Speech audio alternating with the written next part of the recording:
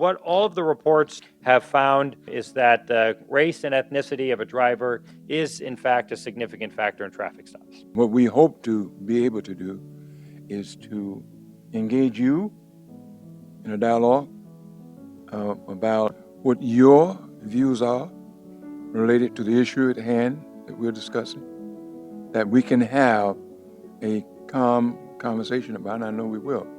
I don't know the answer to what makes this all better.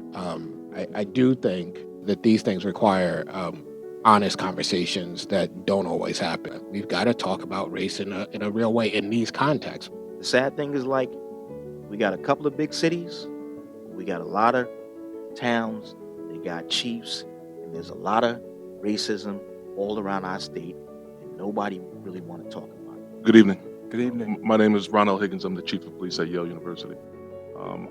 I believe that our biases aren't necessarily fixed. I believe they are malleable. I think by exposing not just people, more specifically police officers, to counter stereotypes and to people who don't necessarily look like them is a step in the right direction. But I don't know that I need to be familiar with you to respect you as a human being. I don't disagree with Senator Winfield. In fact, I don't know of many chiefs that want someone who cannot see the basic humanity in any one individual working with them. But I go back to just the being exposed to different counter stereotypes as a step, not a solution. It's certainly not a destination, it's a stepping stone. Tony Reyes, Interim Chief, New Haven Police Department. The fact is that we're biased. The fact is that we recruit from the human race in police departments. And so those biases are magnified when someone wears a badge and has a gun and has authority. That's something we have to deal with. And I can tell you that one of the challenges of a police chief, after being someone that was born and raised in this community, and myself as a Hispanic male with my brothers knew very clearly not to cross the border because we were going to get stopped. And it was by design. And then having come on the police department and been affirmed of that through the things that I saw as a police officer, there's no denying, like Senator Winfield said, the question of whether this exists. I don't think there's anyone in this room that would deny that. But the question isn't whether it exists. The question is, what do we do about it? How do we fix this without tearing each other apart?